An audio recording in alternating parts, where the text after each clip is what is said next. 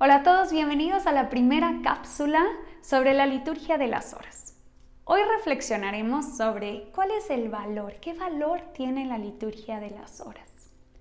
Para poder adentrarnos a este valor, tenemos que centrarnos en el título de la liturgia de las horas. Entonces, en primer lugar, la liturgia de las horas es liturgia. Y esa es la grandeza de su valor. Es la oración pública de la Iglesia que se eleva a Dios. Siendo liturgia, como nos dice el Catecismo de la Iglesia Católica, la liturgia es el espacio en donde se dan dos movimientos, un movimiento ascendente y un movimiento descendente. ¿Ascendente en qué sentido? La liturgia es espacio en donde Dios es glorificado.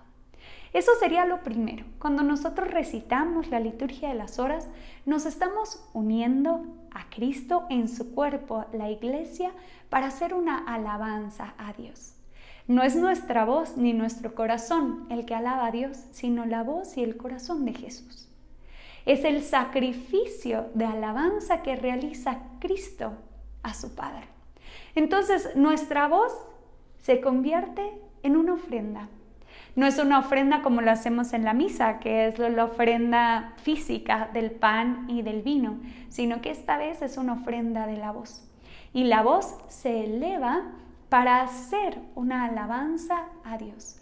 Por lo tanto, la liturgia de las horas es este gran himno de alabanza que realiza Cristo a su Padre. Y nosotros nos incorporamos a este himno de alabanza. Además de ello, la liturgia es el espacio en donde el hombre es santificado. Entonces se da un movimiento descendente. Ya no es solo ascendente, sino también descendente. ¿Cómo somos santificados en la liturgia de las horas? Como van a ir notando en la medida en que experimenten lo que es la liturgia de las horas, se van a ir dando cuenta que la liturgia está construida por textos bíblicos. Está iluminada por la palabra de Dios. Y esa palabra de Dios va transformando nuestro corazón. Nosotros vamos recitando los salmos, vamos leyendo en la lectura breve ciertos pasajes de las escrituras y esas escrituras se van convirtiendo para nosotros nuestro modo de vivir. Se puede decir que vamos adquiriendo los sentimientos de Jesús, los sentimientos del Hijo. Esto yo lo descubrí en una experiencia en el monasterio benedictino de Cuernavaca, en donde estuve durante Semana Santa y ellos recitan la liturgia de las horas en comunidad. Al unirme a la liturgia de las horas, los salmos, las antífonas, todas hablaban del misterio de la Semana Santa. Y entonces yo me empecé a dar cuenta que mis sentimientos del Jueves Santo, del Viernes Santo, del Sábado Santo, estaban siendo los de Jesús. Porque estábamos pronunciando esas palabras que recuerdan la vivencia de Jesús en esos días. E incluso, y obviamente por excelencia, el domingo de la resurrección. El gozo de la Pascua invadió mi corazón cuando pude, a través de la liturgia, pronunciar esas palabras del Aleluya.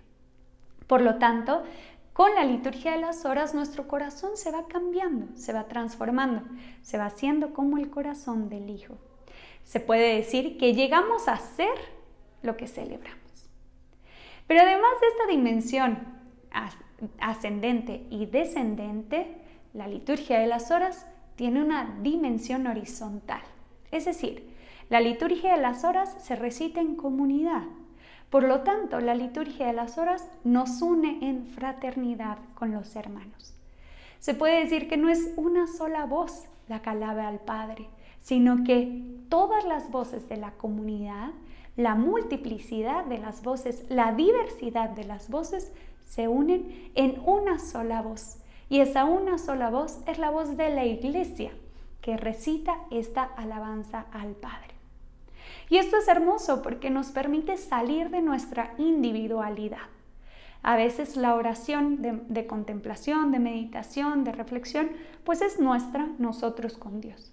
Sin embargo, la liturgia de las horas nos abre a los hermanos. Por eso se recita dos coros. El hermano me está anunciando la palabra de Dios y yo se la anuncio a él. Uno y otro nos compartimos esta experiencia íntima que tenemos de Dios. Por lo tanto, la liturgia de las horas se realiza en comunidad preferentemente. Además de ello, es hermoso pensar que a veces nosotros no nos identificamos con ciertos salmos. Por ejemplo, estoy perseguido, mi enemigo me persigue a muerte. Nosotros podemos decir, pues ningún enemigo me está persiguiendo a muerte. Sin embargo, en el mundo hay algún cristiano, algún hermano nuestro que sí está siendo perseguido y que no tiene voz. Por lo tanto, nosotros en la voz comunitaria nos convertimos en la voz de aquellos que no tienen voz. Aquellos que quisieran alabar a Dios, buscar a Dios y no lo pueden buscar, nosotros podemos buscarlo con Él.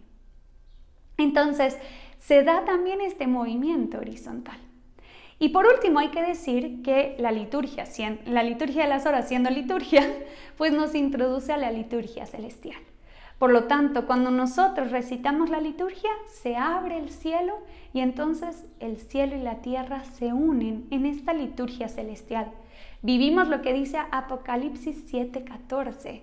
Está el Cordero en el centro, entronado, y alrededor de él todos aquellos que han sido lavados y blanqueados por la sangre del Cordero están realizando una alabanza.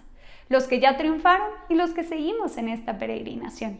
Pero en la liturgia de las horas nos unimos todos, los de la iglesia triunfante, los de la iglesia que estamos en camino, nos unimos a esta alabanza.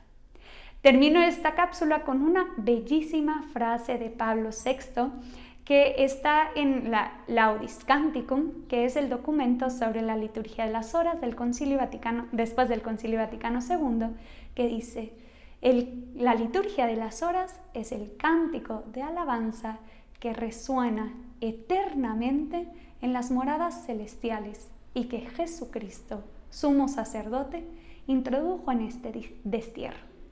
Gracias a que Jesucristo nos presta su voz, podemos unirnos a este canto que resuena eternamente en las moradas celestiales.